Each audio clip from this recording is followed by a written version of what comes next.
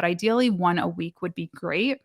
And then assuming you're doing that, yeah, make sure that you find 2 to 3 pieces of social content from that one video. I think that's totally doable for most people.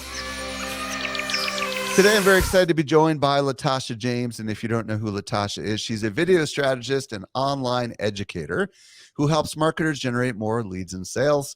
Her course is Video Lab, and she's host of the Freelance Friday podcast. Latasha, welcome to the show. How are you doing today? I'm great. Thank you so much for having me. Big fan of the show. So, really excited to be here. Awesome.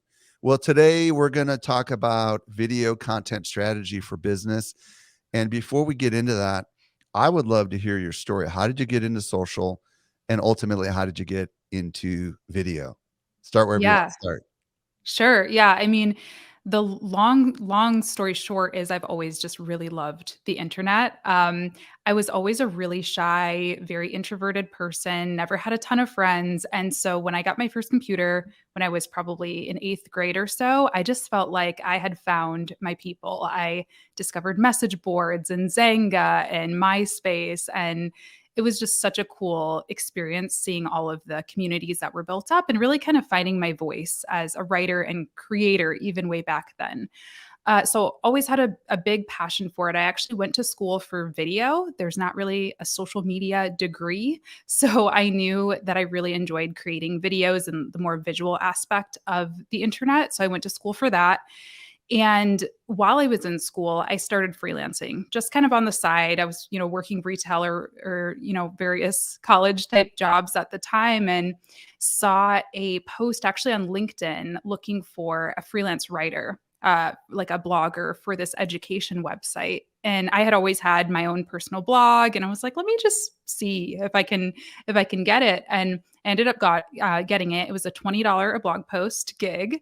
So very much, starting from the bottom, just sort of started freelancing there. And over time it grew. And I was like, okay, I'm actually making a real income freelancing on the side if I scaled this and, Is actually this while you went were in full college, force. just out of curiosity? Yeah. Yep. And what year was this? How far back are we talking, just to give people Um, context? I would say it was about 2012, 2013, Okay, cool. that So you're that era. you're Yep. making some money blogging a little bit, not Yep. a lot, but keep going with the story. Yeah. Yeah. Making a little bit of money blogging, graduated college and was still freelancing. At that point, it had kind of turned more to the social side. So I was doing a lot of social media copywriting, doing a little bit of social media management, things like that. And yeah, I was at the point where I had to sort of make a decision. Do I want to get a real job or keep freelancing? And I did both. I ended up getting a marketing job, an entry level marketing job at a Fortune 500 company. Did that for a few years, went on to a different staffing company, worked in their corporate marketing department. And then I was always kind of side hustling. So a few years into that is when I went full time with my business. So was it the writing side of the business that took off, not the video, even though you got your degree? And like, what, just out of curiosity, Mhm. what kind of are we talking, like a film major? When you say video, what is that, what you were involved with, production and that kind of stuff? Yep. It's a film and video degree. So we learn all aspects of production. And to answer your question, I mean, that's where I started was the writing side of it. I think I've always been a writer to some degree. So that's where I got started. But what really took me to being a full-time entrepreneur was more on the video side. So writing was kind of my foot in the door. And then as I grew my business, I started to realize, social media is moving very much towards video. It's not to say that the written word is not still important, but all of these platforms are video platforms now. So I really specialized in creating social first videos for my clients. So what year did you start that business approximately, and what kind of videos were you creating in the beginning? And then maybe I take would us up towards the present. Yeah, I would say, getting really serious about freelancing and that side of the business was around 2016, Okay. 2016, 2017. And the types of videos I was creating, I mean, at that point, a lot of it was like Facebook ad content, so kind of that UGC style content, Right. um, webinar content, helping repurpose some of that stuff, product demos. I work with a lot of SaaS companies, tech companies where we'll do short explainer videos and tutorials and things like that. So a little bit of everything. So bring us up to kind of what you're doing today, specifically with your business, and maybe tell us about your course and all that kind of fun stuff, just so people have a little bit of more insight into what you're specializing in now. Absolutely. Yeah. So I've always been documenting this journey. That's just kind of been what I do. And I have this YouTube channel that I was building on the side, just kind of sharing my personal journey in entrepreneurship and with social. And over time, the audience really grew. The Friday podcast was introduced in 2018, and people really loved that content. I was hearing from a lot of freelancers who wanted to learn how to do the same thing, or even in-house people who are looking to grow their skills as a video creator or a marketer. So I do a lot of online education now. YouTube is a big part of my job. I post videos on there twice a week. I have the podcast and of course the courses. So we have a few different courses. Some are more aimed towards social media strategy.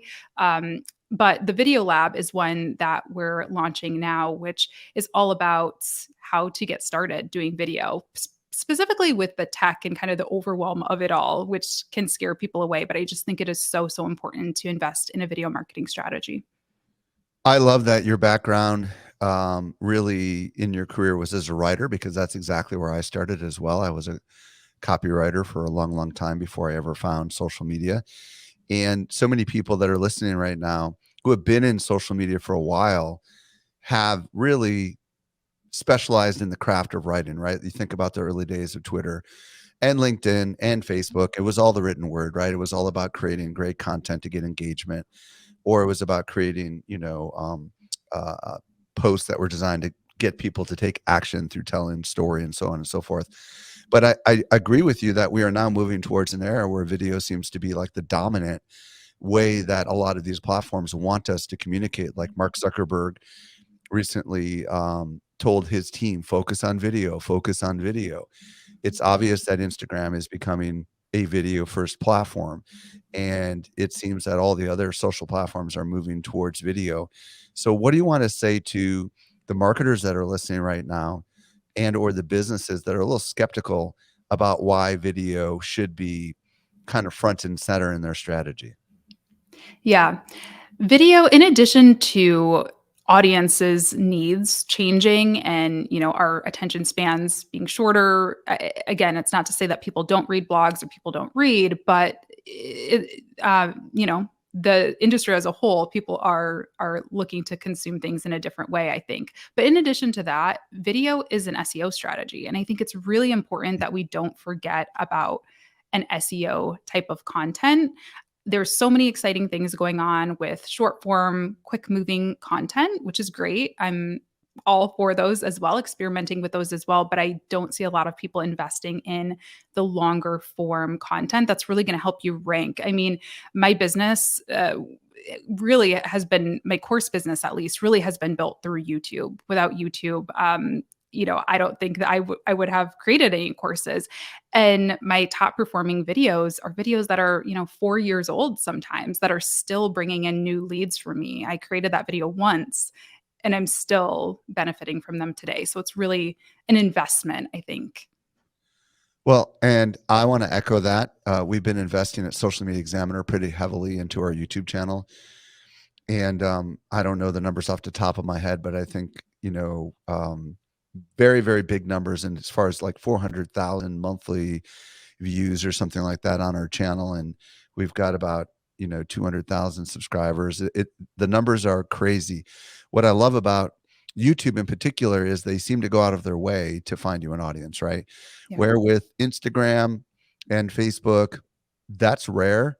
It's true that with Reels, for example, you can get, if you create a really compelling short video, you can get a really long tail on that video. But I love the fact that, in particular, YouTube is something so many of us overlook. We don't even think about it when we think about social. So Absolutely. let's talk about your video content strategy, because I think that so many people create video without a strategy, and it's probably because they're doing it in stories and they disappear in 24 hours and they're just in a habit of doing it. But I like thinking strategically. Yeah, I think in the grand scheme of things, if we can bring strategy to the table as marketers to our clients and to our businesses, we're going to be rewarded for it because of the long upside of it. So what is your video content strategy? Yeah, so there's really a few different pieces to it. The first is you have to determine what your topic or what your keyword or what your content pillars are really going to be. I think um, a lot of people are familiar with the term content pillars, but for those who aren't, it's really just your topics or your buckets of content that are going to support your overall message. And this is really important because it's going to avoid having you just kind of throw things at the wall and be sort of all over the place. You really want people to look at your videos and associate you with whatever that term might be, whether that's freelancing or restaurants or whatever the topic is that you really want to rank for and be known for. So start there. Start determining what exactly that is going to be. And then I think even deeper than just having pillars or categories of content, you want to really hone in on a keyword, at least when it comes to YouTube in particular. You If you type in social media manager on YouTube, you're going to see a lot of my videos pop up, and that's done by design. It's done through titles, through the metadata, the description box of the videos, and just the types of content that I'm posting, because I knew that was an audience that I really wanted to hone in on. So start there. Start by deciding on your topic and your pillars. Okay, cool. And we probably should talk about, at a macro level, part of your strategy is to start with long form, right? I mean, you Yes. mentioned YouTube, but let's like back up the train a little bit and explain why, we should start with long form and how all this other stuff connects. Maybe you can just kind of at a macro level talk about Yeah. that a little bit. Absolutely. Like I said, YouTube is great in particular because it is SEO content. I mean, YouTube is owned by Google.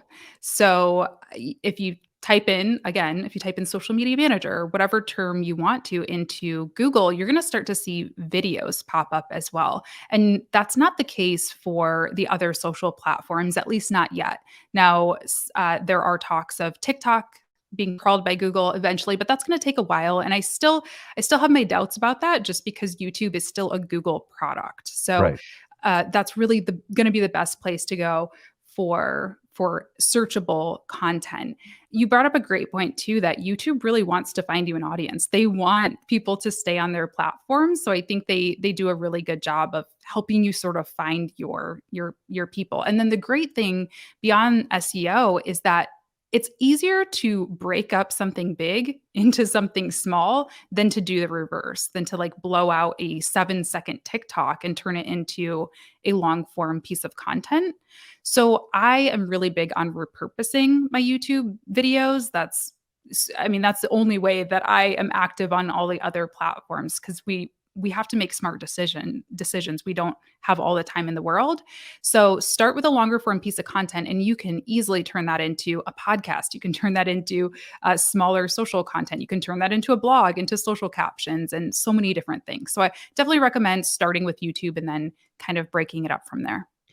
Okay, so just kind of at a macro level to summarize what I'm hearing you say, start with longer form video, specifically on YouTube, because that's the platform that seems to embrace and distribute longer form content, and decide a niche, a category, a keyword, a pillar, as you called it, that you want to dominate in and start making your content around that.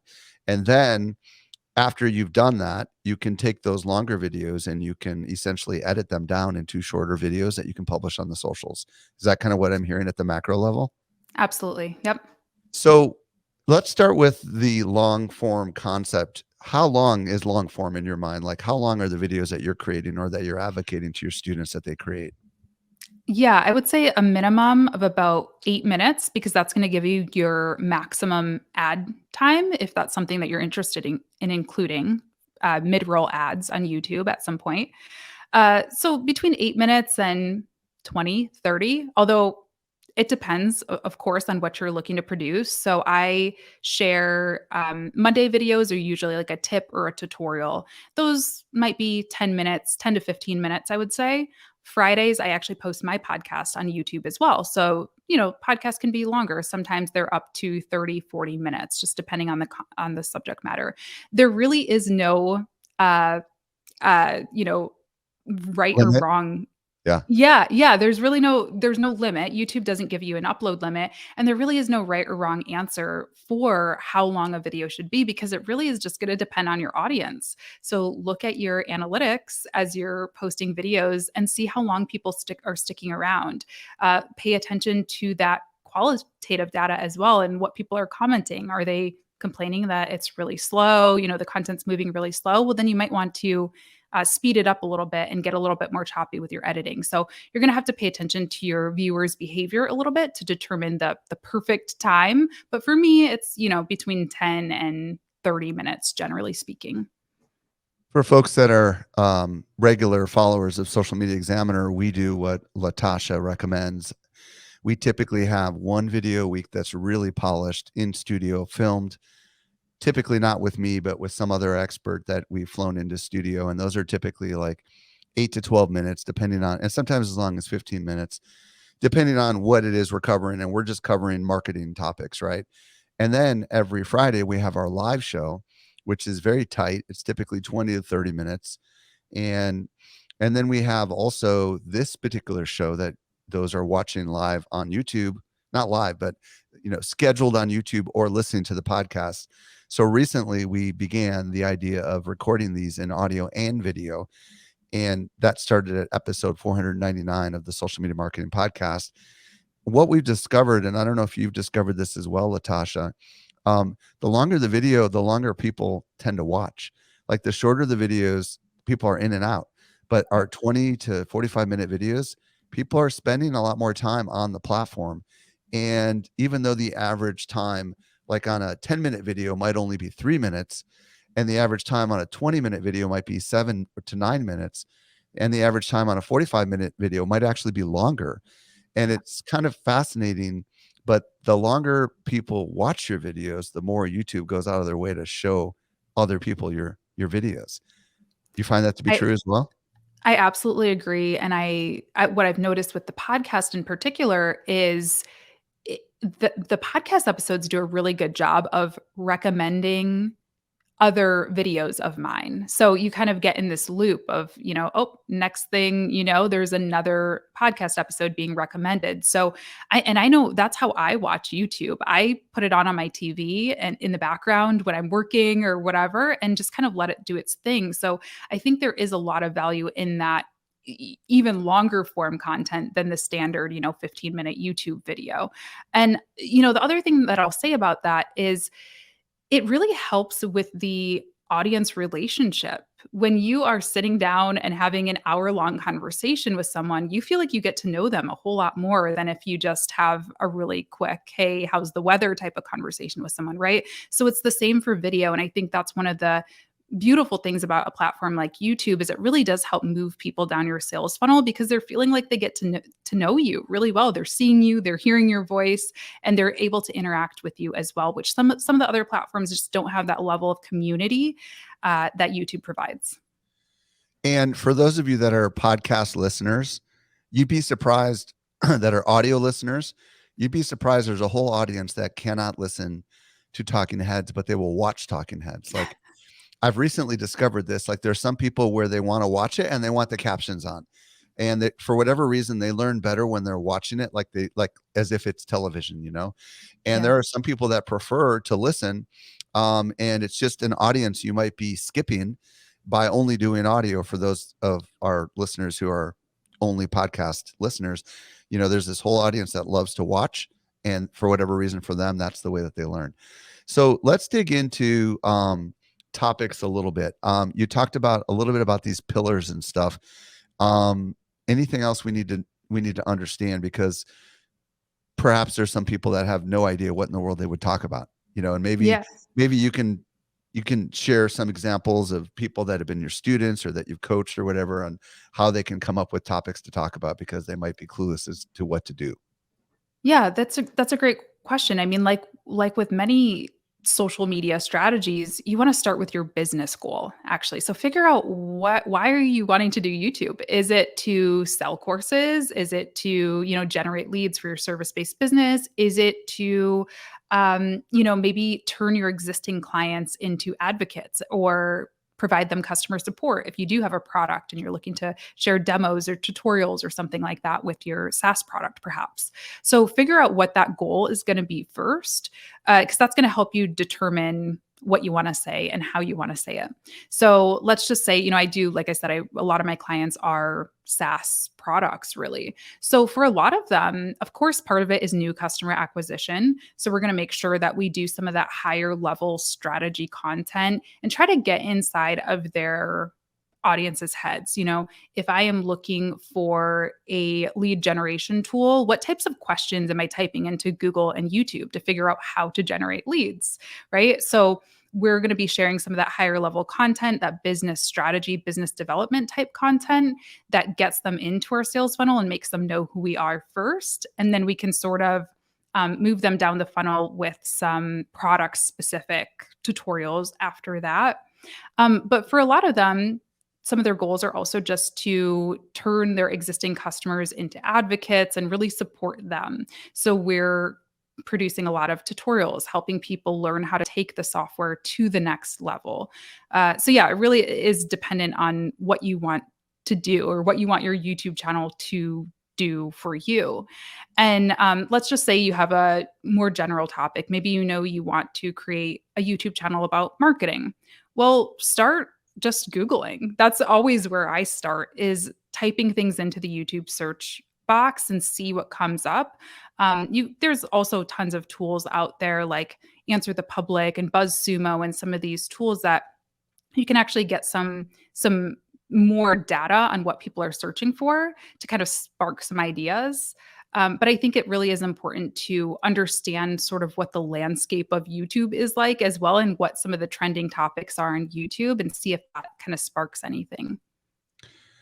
If you're selling something, which everyone who's listening to this podcast probably is, they're selling a course, or they're selling consultancies, or they're selling software, or they're selling hardware products, or they're selling, consumer products and stuff.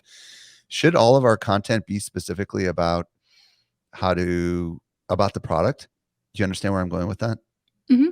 Yeah, no, I don't believe so at all. You really want to educate your audience and give them a little something first, uh, which could mean, like I said, lead generation software. I'm not just going to go in with, "Hey, here's our software, buy this." I'm going to talk about the overall sales process. How to become a better salesperson, or how to do some organic lead generation on your own before investing in a tool or software. And the reason for this is that, one, people aren't going to click on something that just looks like an ad. People really go to YouTube to be educated and to sort of be nurtured a little bit. So start by providing that value, and two, it's going to build that trust with them. If you're not going in just automatically trying to sell, they're going to come back to your channel for more, and they're not going to mind. In fact, they're going to trust you now and take your recommendations seriously when you do come in with an offer for them. Yeah, I find that educational content seems to work really, really well. And I would imagine, just going along the lines of this software as a service company that specializes in lead generation, if you think about who's looking for lead generation, it's marketers and salespeople, right? So if you could interview people on marketing and sales related tips and tricks and techniques, right? And it doesn't have to have anything to do with your lead generation software, but it becomes sponsored by software Mhm. company X, right? Now, all of a sudden, like at the very end, they might just say, and by the way, for everybody who wants to try out our software, here it is. And it doesn't really matter at all whether or not these videos are about your software. What it matters is whether or not it's attracting the right audience. Am I right? Absolutely. And attracting the right audience, that's the key there, because people probably, if you're a new business or a lesser known company, people aren't searching for your business on YouTube, but they are searching for how to generate leads, or a person. If I interview somebody who's well known in the space, they might be searching for them. So use those terms, use those guests that you can bring on that are going to help draw people in, instead of using your company name that nobody really knows yet. So let's assume a lot of the people listening buy into the idea that they should be doing more videos and they should be publishing them on YouTube. And quite a few maybe have already done so. Maybe we've got some decent videos that are performing very well on YouTube. I would love to talk about that repurposing, that breaking up those videos into smaller videos, because I believe so many people are not doing that. So, how do we go about doing that? Share some thoughts on that, please. Absolutely. Yeah. Well, first, you want to determine which platforms you're going to repurpose to, which you're going to need to figure out who you're trying to talk to. I mean, hopefully, you've thought about this a little bit with the YouTube strategy as well, but just go ahead and map that audience to the different social platforms. If you're selling a B2B service or product, focus on LinkedIn, perhaps, or even Twitter. If your target audience is very young, Gen Z, maybe younger millennials, TikTok, try that out. So figure out who you're trying to talk to and figure out the types of content you're going to need, because all of those things are different, right? A LinkedIn video is still going to be that landscape style video, whereas you're going to need to get into vertical video if you're looking at Instagram and TikTok and some of those platforms. So figure out your audience first and decide which platforms you're going to be on. And then I really love using the tool Descript to actually do the heavy lifting of cutting up my content.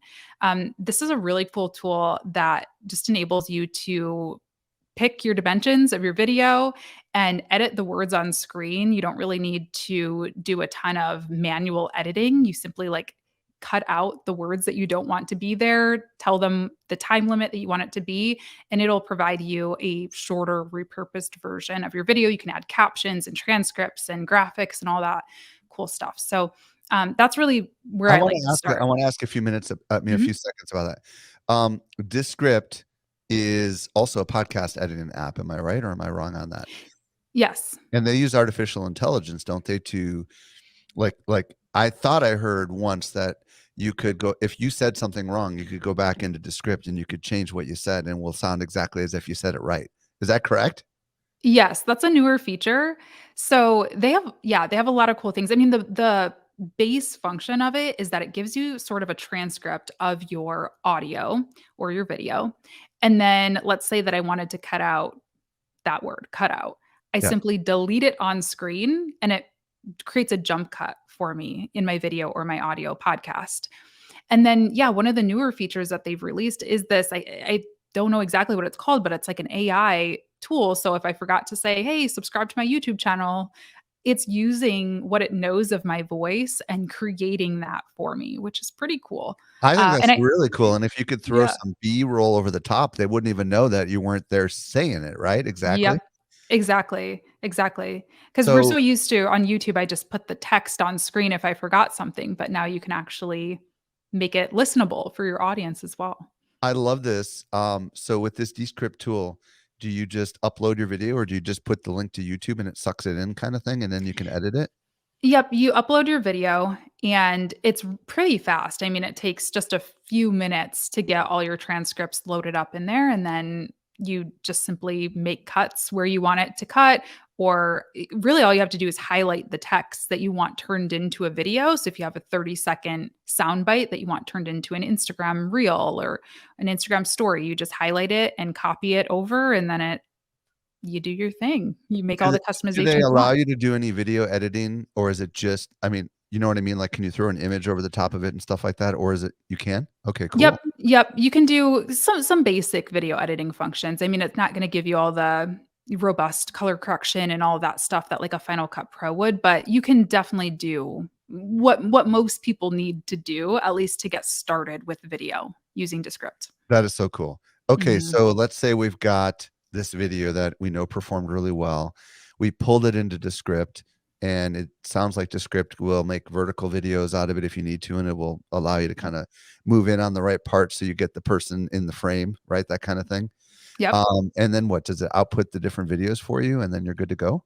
yep, and then all you have to do is go ahead and build out your content calendar and upload them to the platforms that you wanna post on. Okay, so how is there anything else that we need to know about taking this longer form video?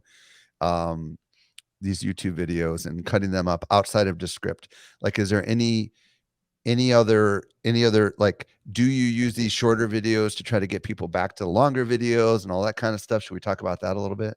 Yeah, that's a great question.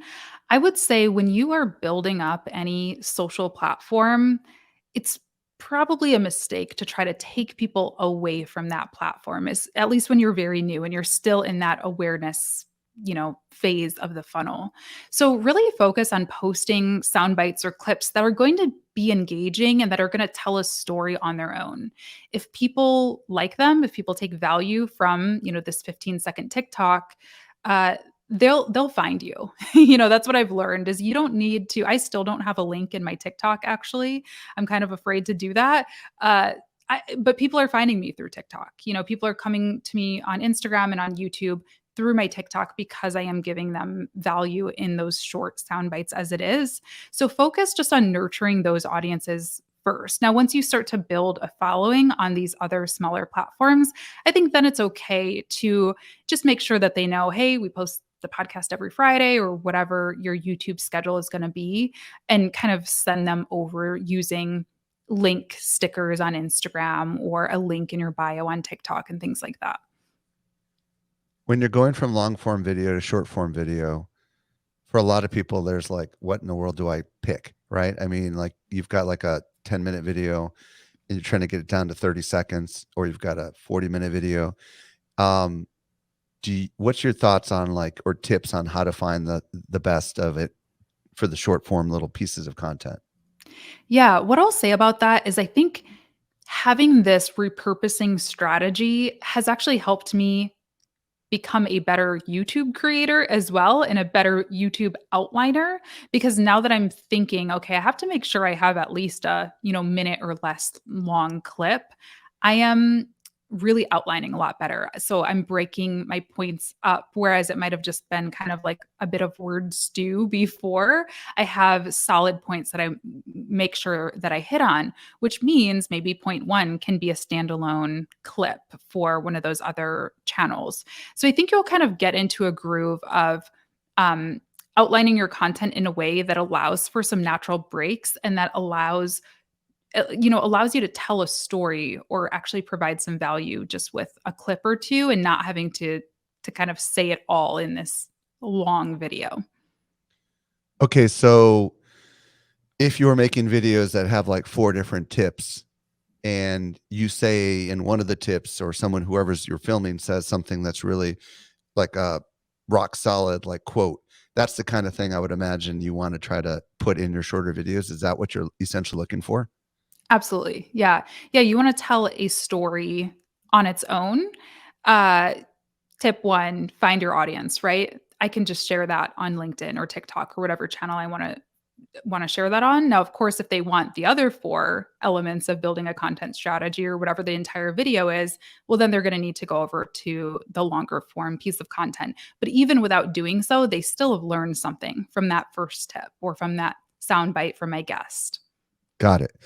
Okay, so far we've talked about how longer form video is really important and how the easiest platform to publish it on is YouTube. We talked about how you should try to zoom in, zone in, whatever the right phrase is, to your content pillars, hone in, to a keyword, and start creating this content. Should we take all of our content and make short form content out of it that's long, or should we only take the stuff that performs really well on YouTube and make short form content out of it? What's your thoughts on that? You know, I think it's I don't think that leveraging only the things that perform on YouTube is the strategy, because I've definitely been surprised about what performs on one channel versus the other. I think you just have to test them.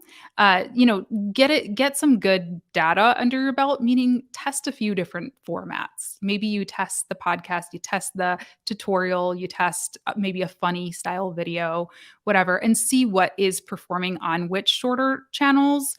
For instance, I've learned that actually the interviews don't really do so well on TikTok. It has to really be me giving quick, tips and advice, quick points that people can learn from. So you'll learn that over time, but again, it really is dependent on your audience. So test everything and then actually look at the data from those individual social channels as opposed to YouTube only.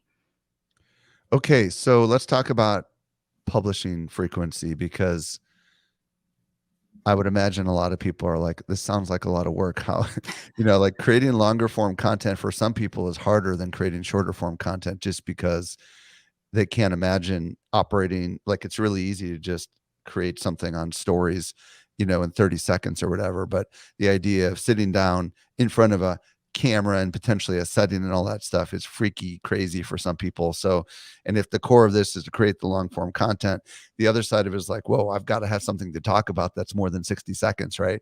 So Yeah. how often should we publish the longer form content? And let's just, and then what if one video has potentially many little short pieces of content inside of it, right? Because I would Mhm. imagine that's what you do. I would imagine some of your best videos have more than one little short piece of content, right? Absolutely. Yeah, and real quick what you said about, sitting in front of all the tech, what I wanna say is, especially in the beginning, just put something up. Done is better than perfect. Some of my top performing YouTube videos are webcam videos. They're not even using my big fancy cameras. They're me sharing my screen or just talking to my webcam. So try not to be intimidated by the tech part of it all and just do what you need to do to get yourself on a regular schedule on YouTube. In an ideal world, that would be one video a week. That might not be possible for you. Do whatever you can that's on a consistent basis, whether that's one a month or two a month, but ideally one a week would be great. And then assuming you're doing that, yeah, make sure that you find 2 to 3 pieces of social content from that one video. I think that's totally doable for most people, especially if it's a, 15, 20-minute long video. And then the social channels do require a little bit more consistency, I think, or frequency rather than YouTube. YouTube does really well with one video a week. LinkedIn also, I think you don't have to feed it quite as much because it's a smaller platform. But a platform like Twitter or TikTok or Instagram that moves really quickly, you are going to want to make sure that you have, 2 to 3 pieces of social content to sort of feed into that to make up a weekly content calendar. There are some people listening right now that are like, okay, this sounds interesting. It sounds exciting to me. Creating content on YouTube, repurposing that content on Twitter, TikTok, Instagram, LinkedIn, Facebook, dot, dot, dot. However, for some of them, they're struggling to make the connection between just creating content and ultimately how it's going to help the business. Can you connect the dots from the marketing side of things? Is there some stuff we should inject into these videos that takes certain people to a call to action? Is there none of that we should do? Like help people understand the marketing connection between the content and ultimately how it helps the business. Really great question. So glad you bring that up. YouTube is responsible for my entire email list. I don't share my lead magnet, or my lead magnet is basically just a small PDF, a short kind of ebook that helps people understand how to take the first steps in becoming a social media manager. So we put them into a nurture sequence, an email sequence that leads them down the funnel to programs and digital products that they can purchase. And I don't talk about that lead magnet anywhere. I don't use any ads to drive to it. It simply lives in the description box of my YouTube videos. And again, when we go back to, should all of your videos be sales content? Absolutely not. If you are providing value in this 10-minute video, I'm teaching you, I don't know, how to use Twitter or whatever the video topic is, and you say, wow, I learned a lot from this person, you're going to see that invitation to join my sales funnel through a lead magnet, and you're going to download it without me even asking you. And so that's really how my email list was built, and how I recommend starting is just develop a lead magnet, develop an entry point to your sales funnel that people are going to want. That's going to be related to the topics you're talking about. That's really important. Going back to topic, you don't want to be over the place and just kind of sharing anything that interests you of the day, or else it's going to kind of break that flow. So develop a lead magnet. You'll start to build emails that way. And then you can really sell. I do most of my selling through emails or through live events that I invite people to through email. You can, of course, depending on your product or service, maybe that instead of a traditional lead magnet, you're using a free trial to your products. Those work really well. Or you're offering a free discovery call if you're doing one-to-one services. But having those things in your description box makes it really easy for people to take the next step. So what I'm hearing you say is that there's a decent amount of people that watch your videos and just are curious, and they expand that description box and they take a look at the different services that you have to offer or the freebies that you have to offer in your case, and then they go ahead and they opt in. What about when you're taking these videos and making short videos out of them and publishing them on the socials? Thoughts on how that could also be done there? Yep, absolutely. Same thing, more or less. You're building up your platforms on whichever social platforms these are going to be. That might be a link in bio. Having I just create it on my website. It's like latashajames.com/links, or you can use a link tree. That's going to have the same thing. You're going to have your lead magnet in there if people want to download it, or maybe your podcast of the week, or wherever you want people to go. And by building up those social platforms, you're building your awareness. You're getting in front of people who may not know who you are otherwise. And if they're finding value in what you're having to say, they're going to click on that link. They're going to find a way to get in touch with you. And even like I said with TikTok, I don't even have a link on that platform, but people are enjoying what they're seeing, and they're Googling me, or they're finding me some other way. They're going to want to, if you really are providing that valuable content.